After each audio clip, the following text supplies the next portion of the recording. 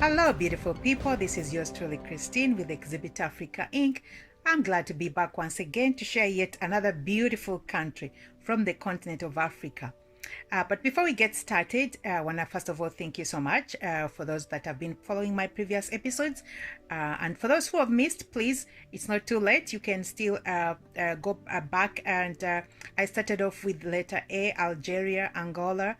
And we've continued on until letter M. So if you missed out on the previous episodes, please, it's not too late. You can go back, check back in my previous posts. You see that, or you can check out the full episodes on YouTube. But before we get started, I just want to mention that some of the information I'm sharing might be a little outdated. So I would encourage you to share any current information. If you have any, please feel free to do that in the comments. Also, there's quite a lot of exotic names in this episode or this series that I'm gonna cover, so please bear with me. I'm gonna try my best to get close to the proper pronunciation. And thirdly, there is a number of tongue twisters as we go along, so please bear with me, but I'm gonna give it my best.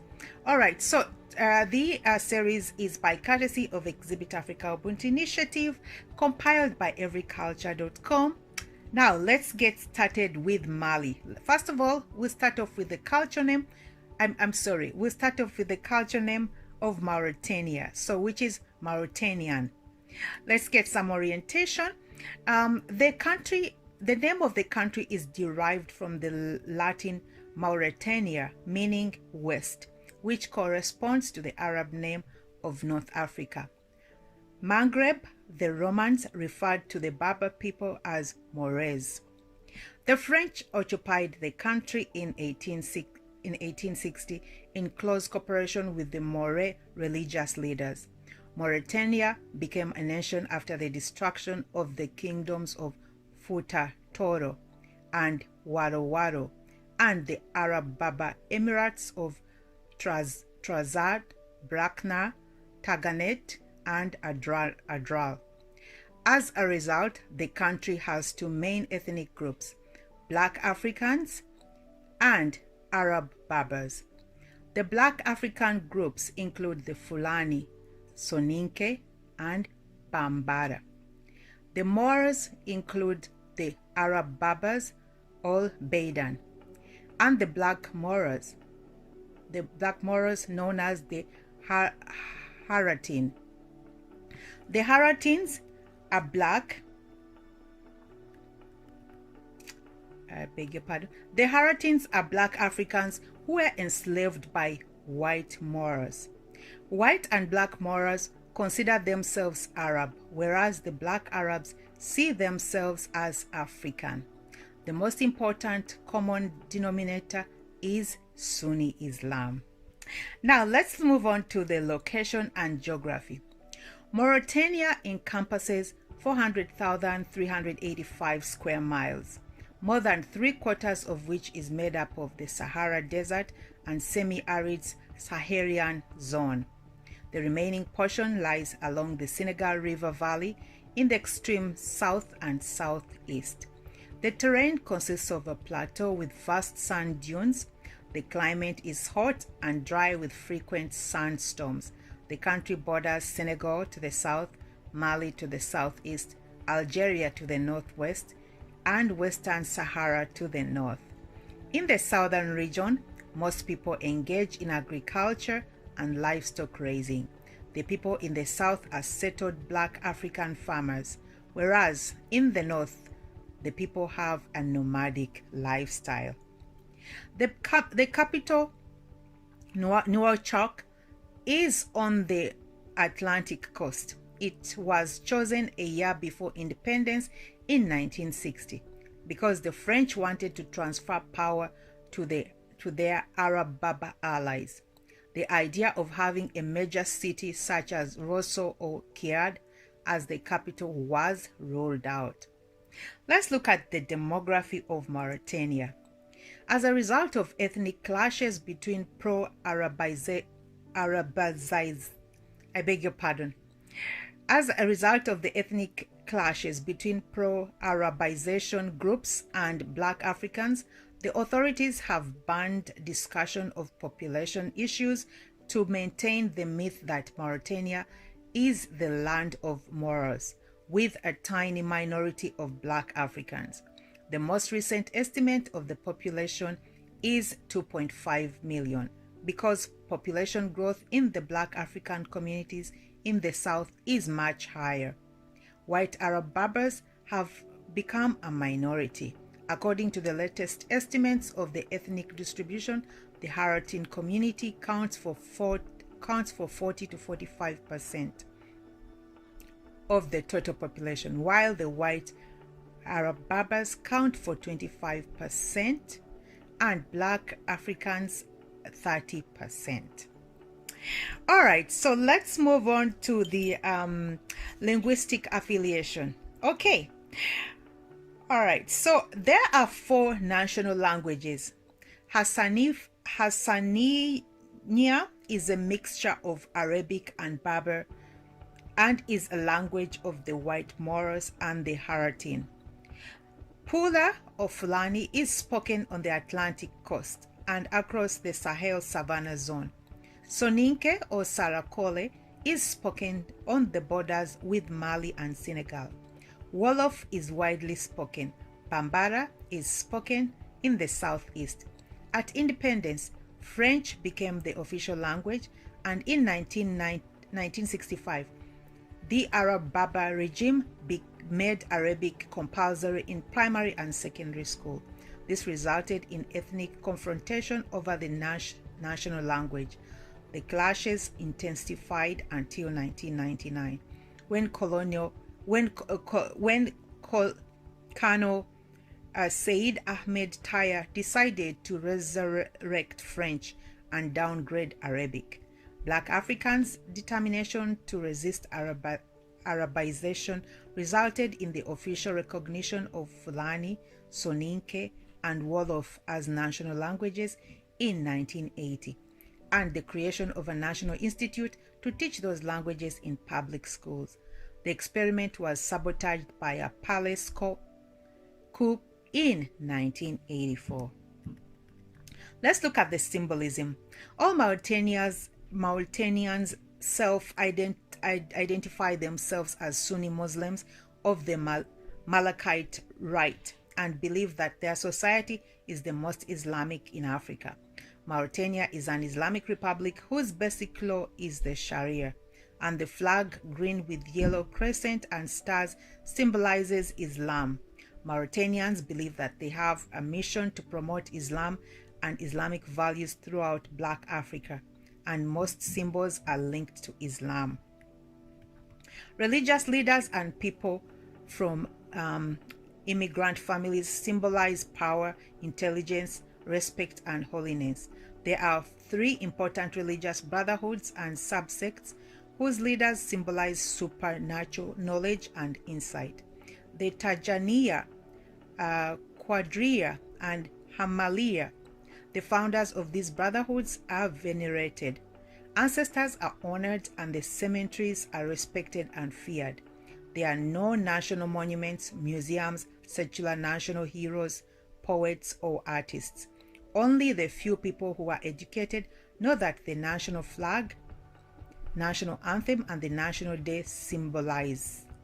Some Black intellectuals want the National Day to be observed as a day of mourning for the matters of ethnic cleansing in 1990 and 1991. Let's look at the history and ethnic relations. Emergence of the nation. Mauritania did not exist as an independent political unit before 1960. The country was created by the colonial France in close alliance with the Arab Berber theory in the Tralza religion. The motives of creating the country was to build a bridge between French Black West Africa colonies and Algeria, and block the expansionist aspirations of proponents of a greater Morocco. Let's move on to the national identity. Ethnic conflict has shaped ethnic tribal and caste identities, because the French conspired to keep political power exclusively in the hands of the Arab Berber aristocracy. A sense of national identity has not developed. Let's look at the ethnic relations. In the past, ethnic relations were characterized by conflicts, shifting alliances, and some cooperation. The more settled black Africans dominated in the south, whereas the nomadic Arab Berbers controlled the desert north. The different communities were able to function without contact with each other. Gradually, drought and the ensuing environmental degradation pushed the nomads toward the south. The conflict over decreasing resources arose. With the creation of the state, competition over political power and access to public funds, jobs, and privileges aggravated this situation. In 1989, when ethnic conflicts reached a violent level, West Africa and black citizens became the target of government pogroms. Mauritania was then drawn into the ethnic conflict between the government in Mali and the Moor and Tuareg tribes.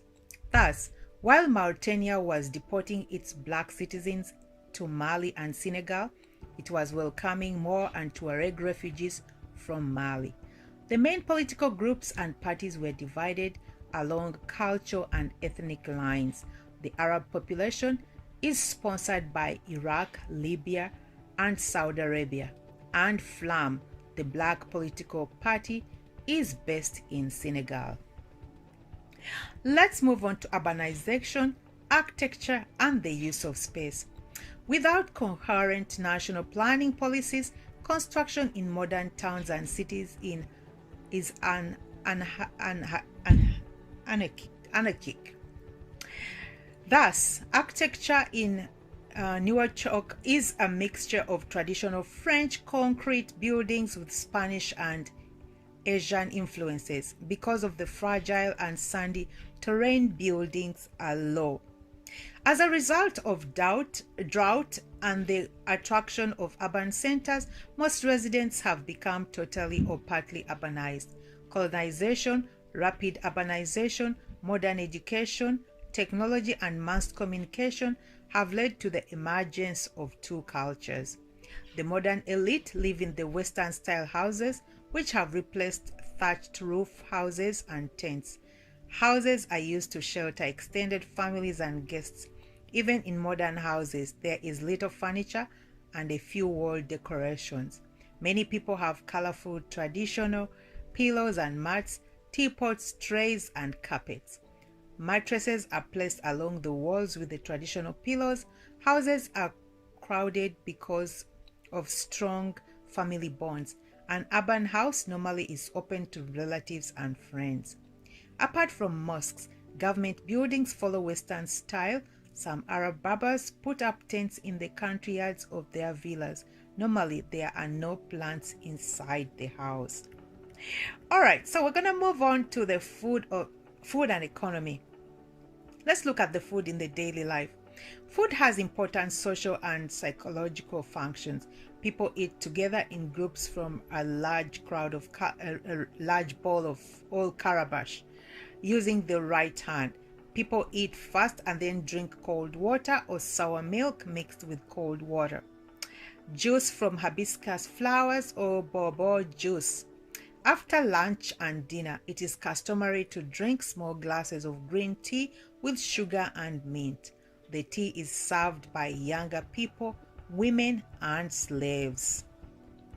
The diet consists of mostly meat, millet, rice, fish, sweet potatoes, and potatoes. The main meal is lunch among black Africans, whereas Arab Berbers have the main meal in the evening. Breakfast consists of milk and cereal with French bread and butter. People use a lot of oil in cooking and sugar in drinks. Eating almost always takes place at home. It's not acceptable to eat with or in the presence of one's in-laws, and eating with the left hand is forbidden. Let's move on to the food customs at ceremonial occasions. People are expected to slaughter an animal according to the number of wives and the wealth of the husband. At the end of Ramadan and at the sacrificial feast that ends the annual pilgrimage to Mecca, a married man is expected to offer a lamb. The meat must be eaten up within 3 days or it is thrown away. It is customary to offer an animal in connection with name giving, initiation, marriage, funeral ceremonies, and when people return from Mecca or other important places. Only circumcised adult men are allowed to slaughter animals. Let's look at the basic economy. While the public and private sectors depend on foreign sources such as development aid and the exportation of iron ore and fish, the vast majority of citizens engage in traditional subsistence agriculture. The informal economic sector is increasing in importance. People do not expect much from the government and rarely pay taxes. Mauritania is one of the largest recipients of foreign aid in the world and is deeply in debt. Despite abundant livestock, one of the world's richest fishing zones, and a huge agricultural potential, the country is not self-sufficient in food and other basic necessities. Let's move on to the land tenure and property. Traditionally, individuals could not own land, which was owned collectively by the community. The head of the clan or community was responsible for the allocation and leasing of communal land. In a society organized according to hierarchical caste, land was controlled by the aristocracy, and the lower classes rented, borrowed, or worked the land according to the sharecropping system. A land ordinance of 1993 stipulated that the land belongs to the state and abolished traditional ownership. Black citizens were quick to label the ordinance racist.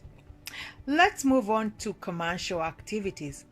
Animal meat and hides are exported to neighboring countries, and iron ore, copper, gypsum, and fish are sent to to the European Union nations and Japan.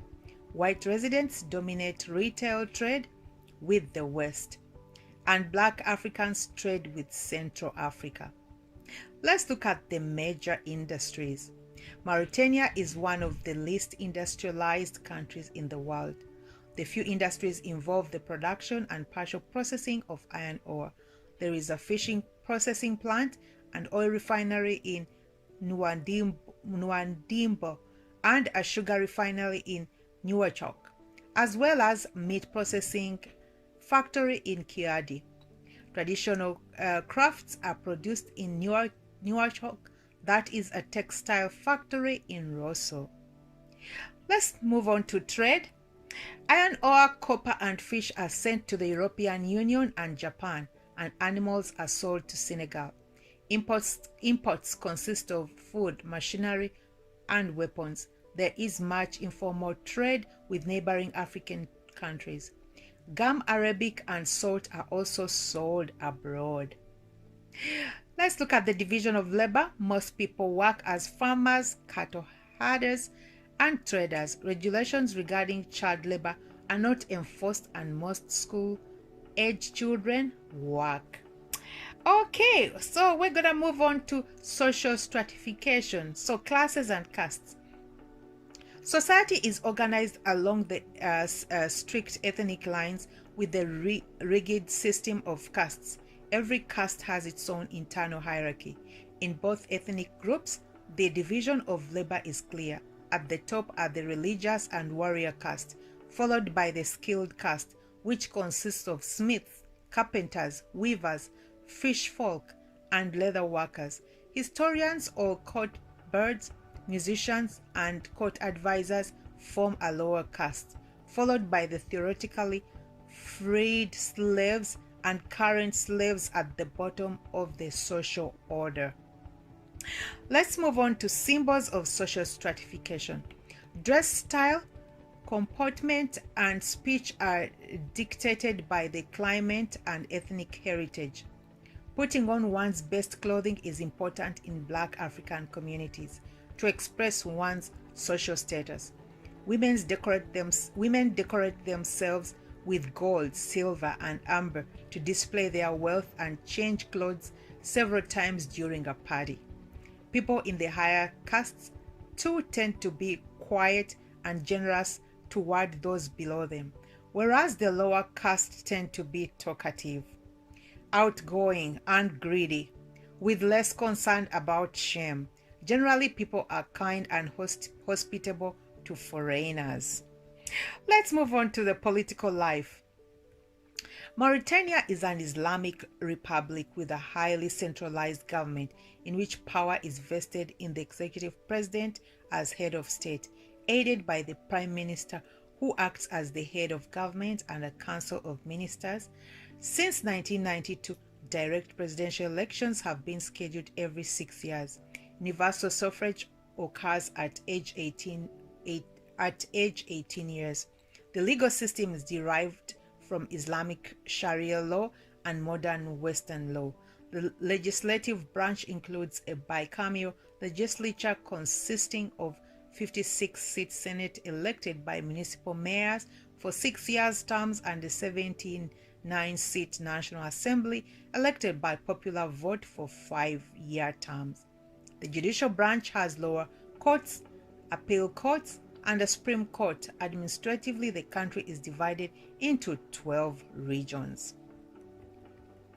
A multi-party system functioned from independence until 1965, followed by a one-party civilian regime that was overthrown by the army in 1978.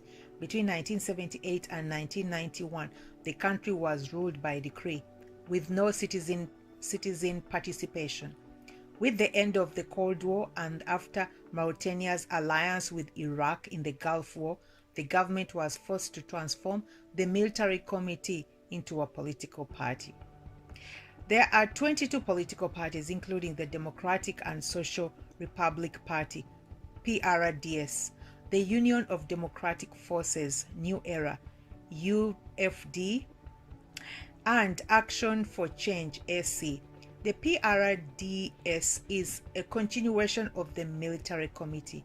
Parties are tribal and personal rather than ideological. Action for Change is closely linked with the anti-slavery movement EI or Forces de Liberation Africaine de Mauritania, FLAM, is illegal and operates from exile in Senegal. Founded in 1983, FLAM works for ethnic equality, social justice, democracy, and development. It has called for federalism and regional autonomy. Let's move on to leadership and political officials. Ethnicity and caste membership have caused political positions to be monopolized by religious warrior upper caste clans and families. Gender, age, wealth, and region also have important factors in attaining and maintaining power. No ruling party has ever lost power to the opposition. Individuals are expected to vote for leaders from their ethnic groups, clans, family, and region. Ideology and political programs have minimal relevance, and people who cross ethnic or tribal lines are considered traitors. People are afraid of government representatives, especially those in uniform. Wow, let's move on to social problems and control. Apart from Arab Berber slave raids, Mauritania was relatively free of crime. With the creation of neo-colonial state, formal mechanisms for dealing with crime have been based on the violent colonial system. Crime management is now provided by repressive police forces in the cities and towns, and the gendarmerie in the countryside, and a national guard in remote areas. People fear men in uniform who harass, rape, confiscate cattle, and terrorize the population. Informal social control mechanisms are effective because of strong family and kinship ties and the collective shame associated with committing crime. People tend to push criminals on the spot.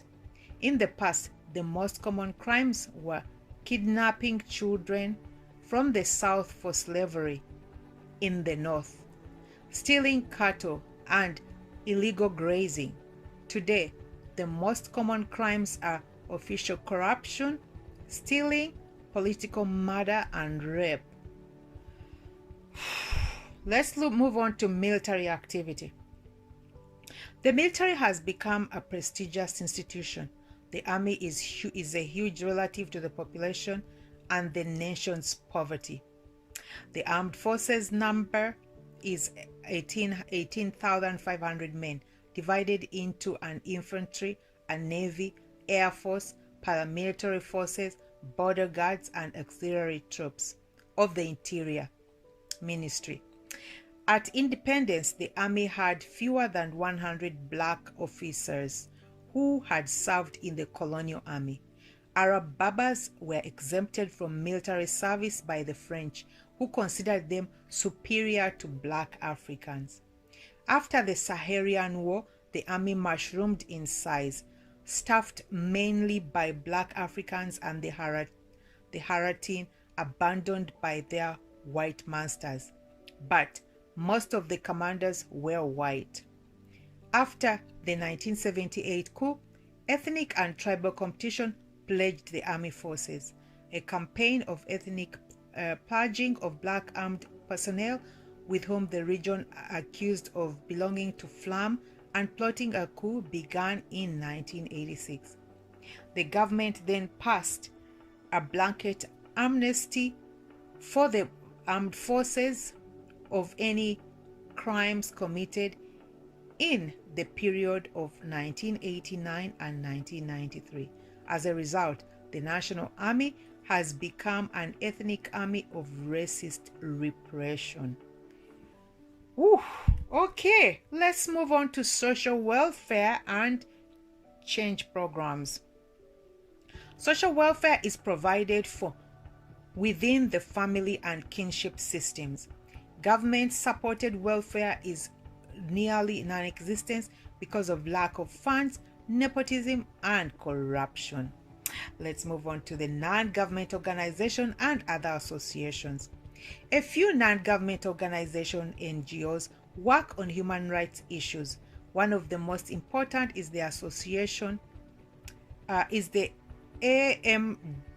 AMDH, which was created in 1991 after a government massacre of more than 500 black army officers and civilians in custody.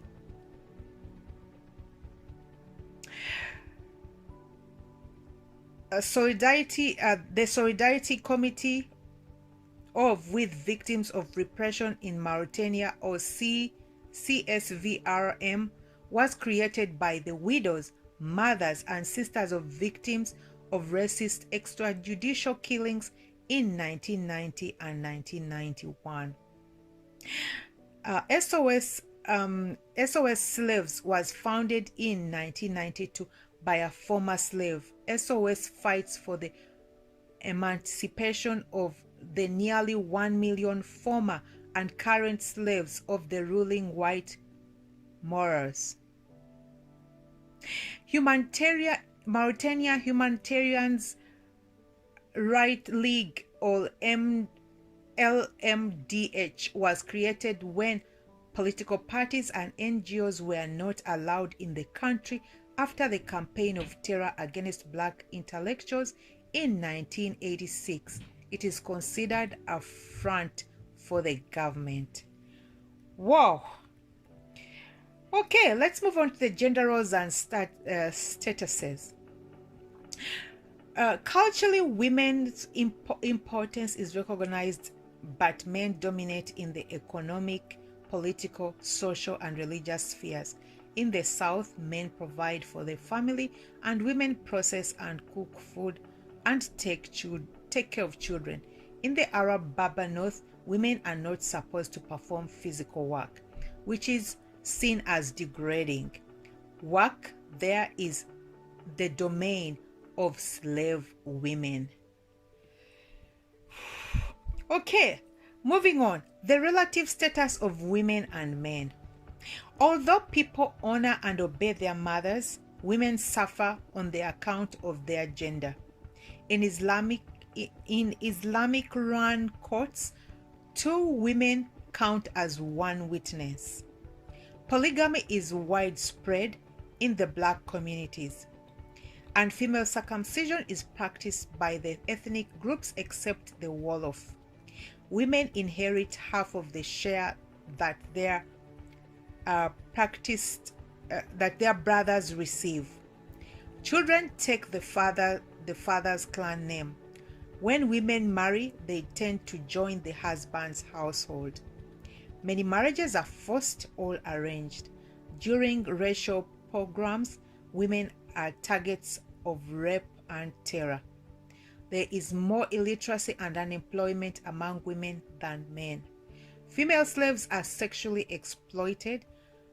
Forced feeding to fatten young girls for marriage is common among the Moros and the Haratin. Wow! Let's move on to marriage, family, and kinship. Marriages usually are arranged, especially the first marriage. Illiterate rural individuals have less choice than do people with a modern education. People tend to marry for the sake of their parents and community, and usually marry within their community and clan. There is a lot of marriage between cousins, but it's not permissible to marry someone with whom a person has shared breast milk. When it's discovered that a husband and wife shared milk earlier in life, they are obliged to divorce even if they have children. Muslim women are not allowed to marry non-Muslim men, but Muslim men can marry Christian or Jewish women. Polygamy is allowed, but polyandry is forbidden. According to the prevailing value system, all adults must marry and have many children, but it's not unusual to find unmarried women, particularly among the white Moros. Economic aspects of marriage are very important.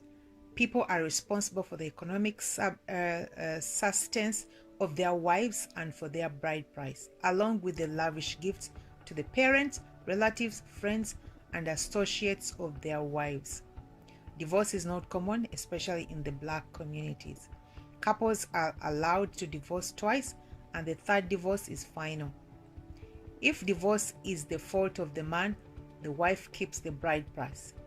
According to tradition, children follow the father, but small ones remain with the mother, and the husband is obliged to support her and the children until they grow up.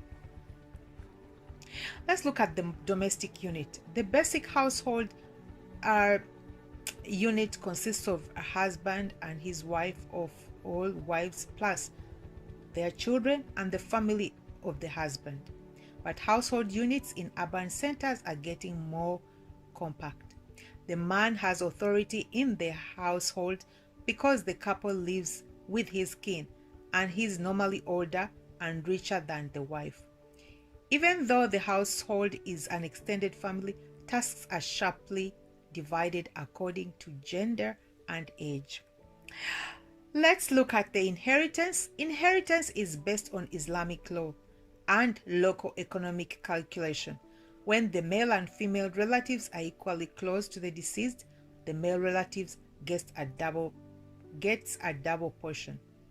Because the woman joins her husband's family, she often is pressured to renounce her inheritance, especially if it consists of land. All kinds of property, including slaves, are inherited by relatives. Sometimes a man inherits the wife or wives of his brother because the family wants to keep the children and the property within the household. Let's move on to kin groups. In this extremely traditional society, belonging to a group is very important. And the larger the group, the better. People use clan names rather than family names. When the climate and the economic conditions allow, larger kin groups form a village or neighborhood. Clan members interact by sharing land and engaging in inter-clan marriage. The male leader, normally the oldest or most competent man, manages communal property and affairs. Let's move on to socialization. Children care. Let's check out infant care. Child care is provided by the older members of an extended family, and firstborn is looked after by the grandmother and aunties. Women, including older sisters and cousins, take care of children, and women come into the picture as a child grows up. Infants are not separated from adults and are rarely always carried. Are nearly always carried. Let's look at the child raising and education. Education is based on the combination of three overlapping philosophies: indigenous, Islamic, and Western.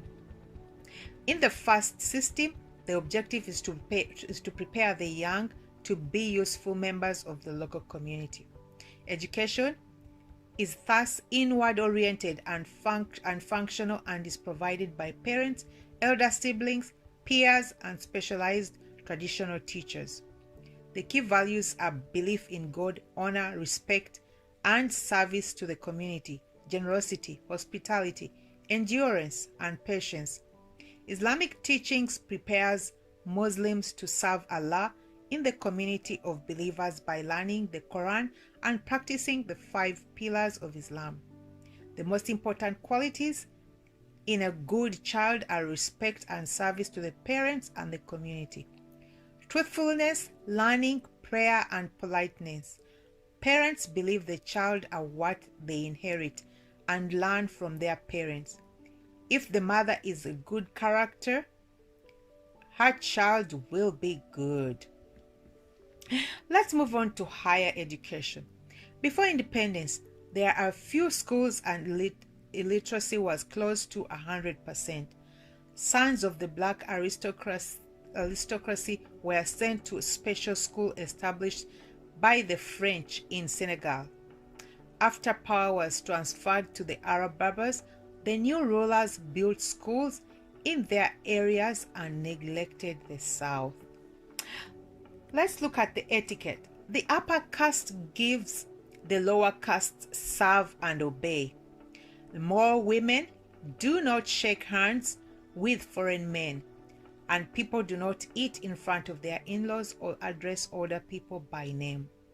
People stare at passing strangers and greet each other with a handshake and ask about a person's health and wealth.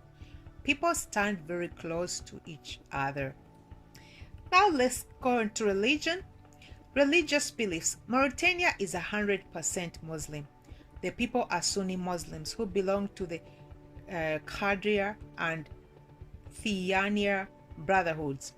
Religion is a mix of Islam and local African beliefs. People believe in supernatural spirits, feeling that everything and being has life and presents potential danger. Taboos are observed and charms and amulets are used for protection. Let's look at the religious practitioners. Each brotherhood has a founder who acts as a spiritual medium and is venerated and considered to have healing powers. People can receive a blessing through spiritual contact with their spiritual leaders. The founder's power increases with their age. Traditional spiritual medicine, men and women have an authority based on the local experience and value system. Let's look at the rituals and holy places. Rituals are often linked to Islamic prayers. Tombs and graveyards are seen as holy places. People avoid going to those places during certain times of the day and avoid cutting wood near a graveyard. Certain forests and trees are considered holy and people use them for healing. Daily religious ceremonies take place in a mosque or in open fields. For more important weekly ceremonies, prayers take place in open fields or in the larger mosques in urban centers. Okay, let's move on to death and afterlife. People believe that after death, they will be judged and go to hell or paradise. Old people are buried directly in the ground without coffins. Only those who die from a contagious disease are cremated. Among the nomadic Arab Berbers, only the graves of the holy people are marked. After a burial, Berbers leave the area for fear of bad spirits. Black people have fixed graves and venerate the burying places for their ancestors. Funerals often are occasions for celebrations and family reunions. Because of the climate, the deceased are buried almost immediately. Bodies are washed 7 times and then wrapped in a white cotton and carried to the graveyard. The deceased is placed in a grave facing Mecca. Only men attend funerals. After the burial, the guests do not turn back toward the graveyard. Normally, the personal belongings of the deceased are given to the poor. Let's look at medicine and healthcare. People believe that disease is caused by destiny, bad magic, or breaking taboos and seek help from traditional and Islamic healers who combine modern medicine with traditional methods. Very few people have access to medical care, which is concentrated in the urban centers. The rudimentary public health care are crumbled and the rich have set up private health units and pharmacies. There are many tropical diseases, but there is low incidence of psychological disorders or AIDS, and AIDS is almost non-existent.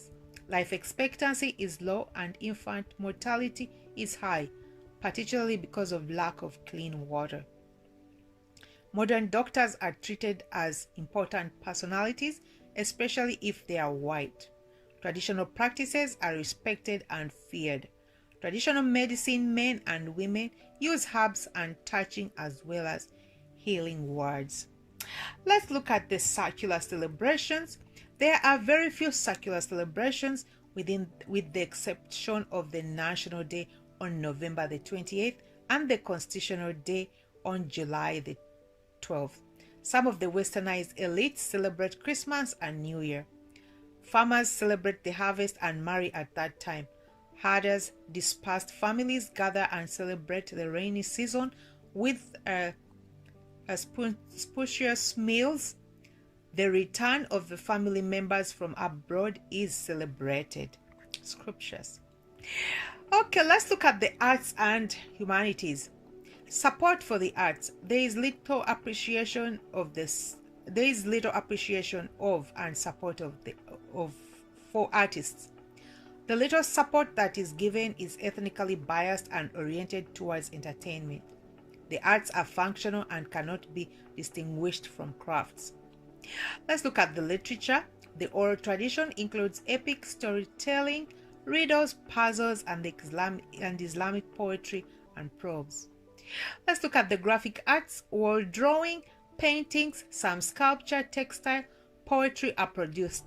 Artists are thought to have a secret knowledge that they hand down from generation to generation. Okay, performing arts. People attend popular and democratic performances held in open air. Let's look at the state of physical and social sciences. The state of the physical and social science is deplorable because of the lack of interest among the authorities. A university established in 1981 teaches law, literature, and economics. There are fewer than 3,000 students. The university lacks qualified teachers, researchers, books, facilities, and buildings. Wow. All right. It's been a pleasure. but it's also quite eye-opening, what I've got to learn. And I also was checking out some other articles online, and they indicate that slave trade is still alive and kicking in Mauritania. I've been hearing this, but I didn't know how serious this is. But yes, slave trade is still happening. And Mauritania is one of the last countries that abolished slave trade. But even though they officially abolished slave trade, I believe in 1960, slave trade is still happening. So I would encourage you to go online and find out some more articles that cover this issue. It's a sad state of affairs. But nevertheless, I want to say thank you so much for staying with me up to the end of this episode. Please stay tuned for another episode as we move on to another beautiful country in the continent of Africa. Once again, this was read to you by yours truly, Christine, with Exhibit Africa Inc., compiled by everyculture.com. Cheers, and see you in our next episode. Bye for now.